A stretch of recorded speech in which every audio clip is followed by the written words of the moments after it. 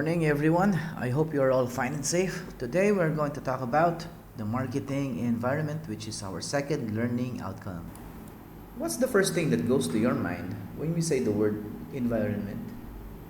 Maybe, for the most of us, we will be thinking about the natural environment, nature. Or maybe for some of us, we will be thinking about pollution and other stuff. And maybe for other people, we might be thinking just everything all around the world is a part of the environment. Thing is, why is studying the environment an important concept in marketing?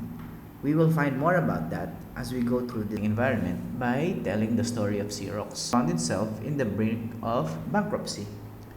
People and businesses no longer photocopy their documents. Instead, people store their documents into digital formats. And in a matter of months, the stock price of Xerox plunged. Xerox understood that the business and marketing environment has changed and they have to make necessary adjustments for them to survive. From then on, Xerox found itself developing and selling document management systems to high-level information technology managers. Instead of competing head-on with copy machine competitors like Sharp, Canon, Ricoh, Xerox was now squaring off against information technology companies like HP and IBM. Today, Xerox builds itself as a leading global document management and business process technology and services enterprise. The lesson that needed to be learned in this story is that businesses and marketers always have to be aware of its environment. They have to realize the possibilities of opportunities or threats to their businesses and adjust accordingly. Especially in this digital age where changes are happening so fast, businesses should always be aware and analyze what is happening, what is going on in their respective environments.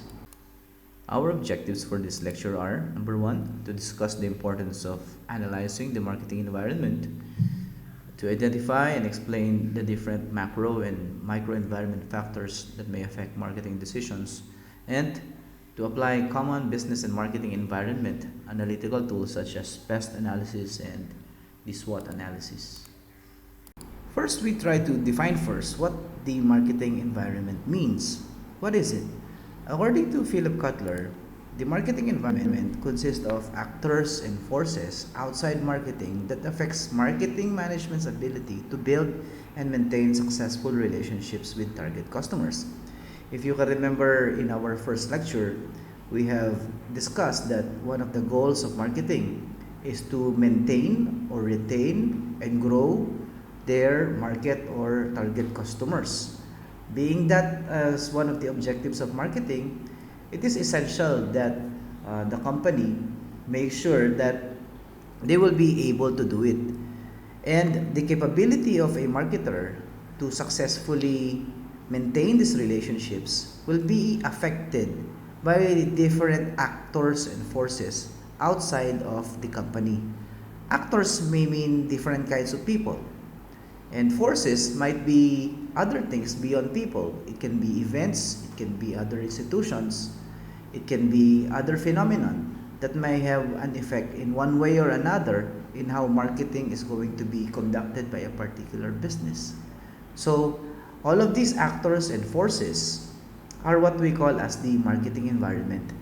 We will discuss these different actors and forces that makes up the marketing environment in the next sections of our video. There are many reasons why a company needs to study its marketing environment. For one, the marketing environment affects the management's ability to build and maintain successful relationships with its customers. Second, analyzing the environment presents opportunities and potential threats to the company. And third, analyzing the environment is the first step in developing successful marketing strategies and tactics. Now we understand how important it is for the company to study its marketing environment. We will now proceed with discussing what are these actors and forces that belong to the marketing environment. Categorically, there are two types of marketing environments. One is the micro environment and the macro environment. We will discuss them in detail in the next sections. We discussed the microenvironment first. The microenvironment consists of all actors close to the company that affect its ability to serve its customers. This includes the company and its resources, its suppliers, marketing intermediaries, customer markets, competitors, and publics. The microenvironment includes all the actors close to the company that affect, either positively or negatively, its ability to create value and relationships with its customers. Marketing management job is to build relationships with customers by creating customer value and satisfaction. However, marketing managers cannot do this alone. Microenvironment factors and actors should support and be aligned with the company in terms of servicing its customers. We will give examples of this. We will use Toyota cars as an example for the microenvironment. Like any other car manufacturing companies, Toyota always wants to satisfy its customers. To do this, Toyota needs the help or assistance of certain actors or institutions in its microenvironment. The first will be the people inside the company itself. Toyota has its research team and car manufacturing team to make sure that they produce quality cars that the customers will like. Making a high quality car requires a lot of assistance from Toyota suppliers. Toyota has to make sure that they get the best quality materials that they can use to build their cars. Toyota uses materials from all over the world. They may come from Asia, Europe, or even America. Once the cars are manufactured, it's time to distribute them to Toyota customers situated all over the world. To do this, marketing intermediaries play a very significant role. Marketing intermediaries are institutions or people that help and make sure that the customers will be able to access these products and services conveniently. In the case of Toyota cars, these marketing intermediaries come in the form of showrooms who display and sell these cars to the customers, and they may also include financial intermediaries like Bank Muscat or other car insurance companies that facilitate in providing loans to make sure that the customers will be able to purchase the car even if they don't have money immediately. Another critical component of the microenvironment is the public. The public may be comprised of people, organizations, or societies that may have a positive or negative influence on the company. For example, the media in the internet or social media or even in the news, or people that are behind the television channels are all part of what we call the media. They may have positive or negative things to say about the car company, and that will influence the minds of the customers. Another example of the public are non-government organizations that may hold positive or negative views about the company. For example, there are environmentalist groups. These people promote green environment, and one of the things that they oppose at is the use of fuel or carbon monoxide emissions in the atmosphere. Many people do not appreciate this, and these non-government organizations are the primary ones who are promoting this. So if they are loud and they influence policymakers about the negative influences or the negative consequences of using cars, then the public may have a negative sentiment or negative opinion about buying cars too. So all of these publics, NGOs, the media, or even ordinary citizens may have a positive or negative influence on the mind of the customer, and eventually they will be affecting the sales or image of the company itself too. The last element in the microenvironment are the competitors. The competitors are the companies that sell the same products or similar product lines to the same customer groups or same target markets with the company. In the case of Toyota, its competitors are Mitsubishi, Mazda, or Korean companies like Kia and Hyundai, and even American companies that are selling cars to the same target markets or market groups in a country. These competitors give a lot of pressure to Toyota to continue to become better. Otherwise, they will lose their customers to these other car manufacturing companies. However, This pressure also benefits the customers because customers enjoy better products each and every time they purchase because these companies are continuously improving themselves so that the customers will be happy. All of these elements that we have mentioned comprise what we call as the microenvironment. Next, we are going to discuss about the macro environment. The The macro macro environment environment is is comprised comprised of of large large societal forces that affects the microenvironment. This will include demographic, economic, natural, technological, political, and socio-cultural forces. Each of these factors or forces will be described in detail. The first element in the macro environment is demography. Demography is the study of human populations in terms of size, density, location, age, gender, race, occupation, and other statistics. The demographic environment is of major interest to marketers because it involves people and people make up markets. Some issues that are related to the demographic environment right now are the following: changing structure of populations. Right now, there are countries that have rapidly aged, meaning they have very old population, whereas there are still countries which have relatively young population. Secondly, there is also a rapidly changing household pattern all over the world. 20 or 30 years ago, families used to be comprised of the parents and maybe 5 or 6 children. But right now, you can see a lot of households who are just comprised of a husband and a wife with no children. Third one is geographic shifts in population. People are moving from the countryside to the big cities. This has been going on for quite a long time already as people look for jobs and better opportunities in the bigger cities which they cannot find in small cities. Another one is that people today are better educated and there are more white collar people or more professional people compared to before. College and university education right now is more prevalent than it was 30 or 40 years ago. Lastly, the increasing diversity of workforce is quietly evident all over the world.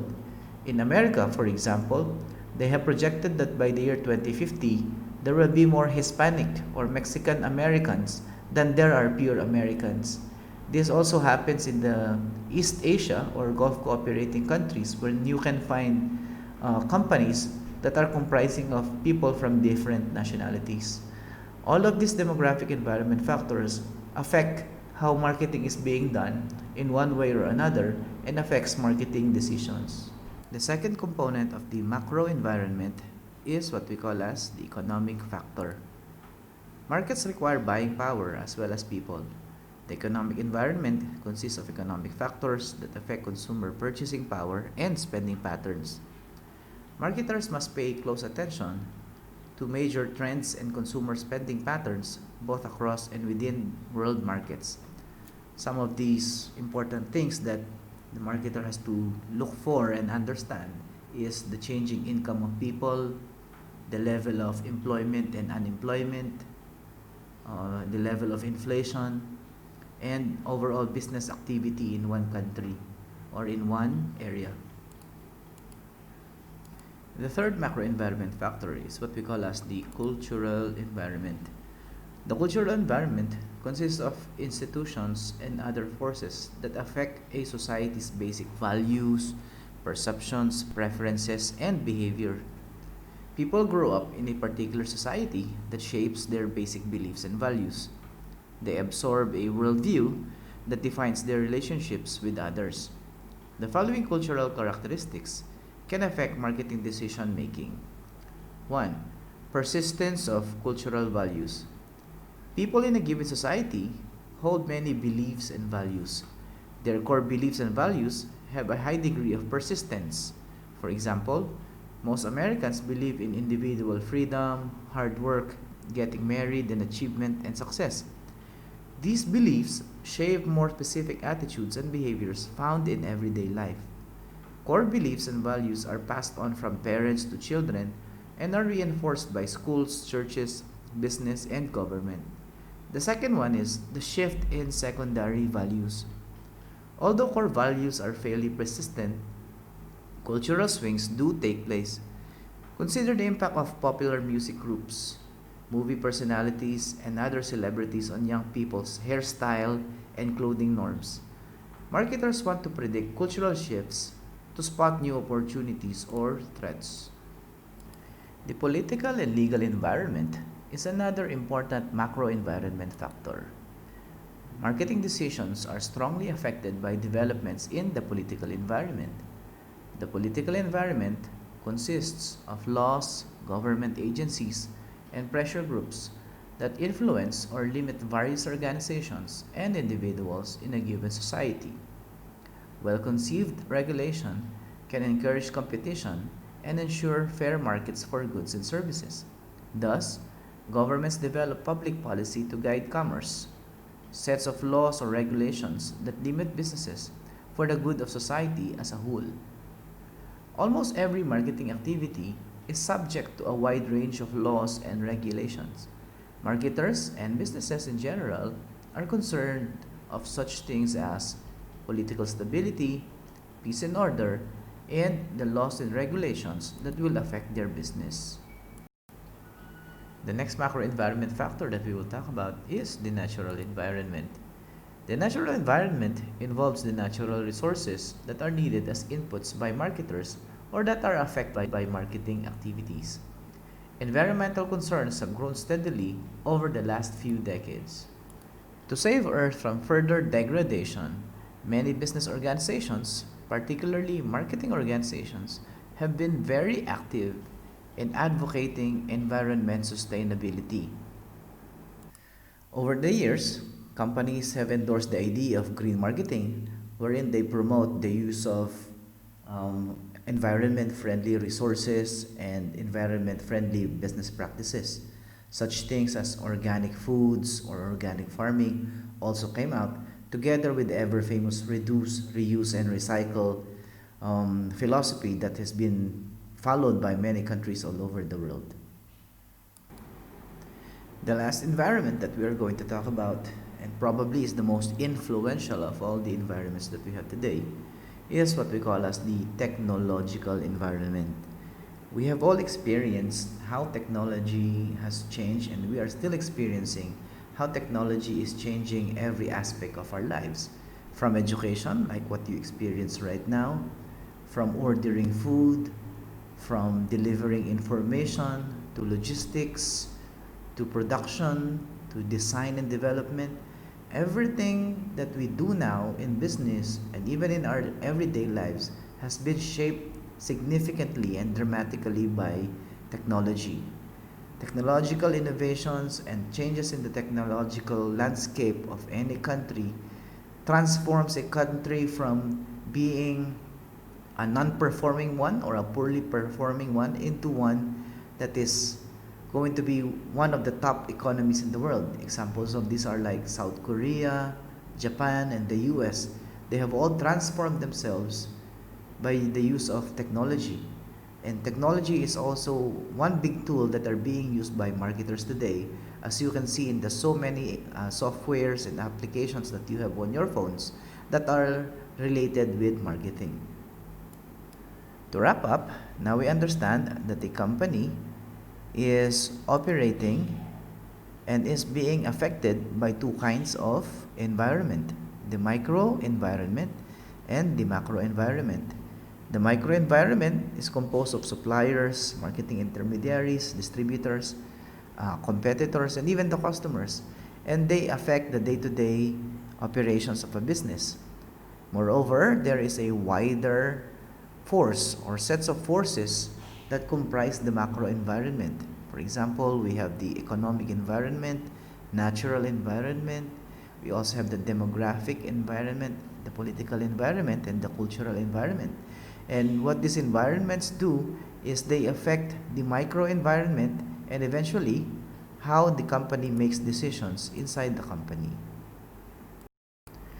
To analyze all of these macro environment factors, normally business strategists and marketers make use of a PESTEL analysis. PESTEL is an acronym that stands for political, economic, social, technological, ecological or natural, and legal environment. Normally, the pestle analysis will highlight about all of these factors that we have mentioned, and the marketing strategist or the business strategist will try to analyze the positive or negative effects of these macro environment factors. Later on, they are going to summarize all of this impact of this pestle analysis through what we call a SWOT analysis, or a strength, weaknesses, opportunities, and threats framework. By analyzing the macro environmental factors through the use of a pestle analysis, and as well as the micro environment factors that affects the business, the company can find out the opportunities and threats that it may face, as well as the strengths and weaknesses of the company. To summarize all of these strengths and weaknesses, opportunities and threats, the SWOT analysis is a very useful framework that a company can use. Strengths and weaknesses are factors that are internal to the company and therefore are controllable by the company. So these are the items or some of the items in the microenvironment. When we say that something is a strength, it refers to resources or things that the company is doing well at, or resources that the company has an abundance of. Weaknesses, on the other hand, are those things that the company that does not have, or something that they poorly have with respect or in comparison to their competitors. The opportunities and threats are all coming, or are mostly coming, from your pestle analysis. Remember earlier we said that in the pestle analysis we will find some positive or negative implications for business. Something positive is definitely an opportunity, and something negative is going to be a threat to the company. What strategists do, or marketing strategists do, is they try to match the strengths and opportunities of their company and their weaknesses and threats when they are trying to resolve or devise a strategy for the company. So these two tools, the pestle analysis and SWOT analysis, are very important marketing environment analytical tools that any businessman or a marketer should be familiar of and should be comfortable in using. That concludes our lesson for the day. Here's a quick clip of what you should have learned for this lesson.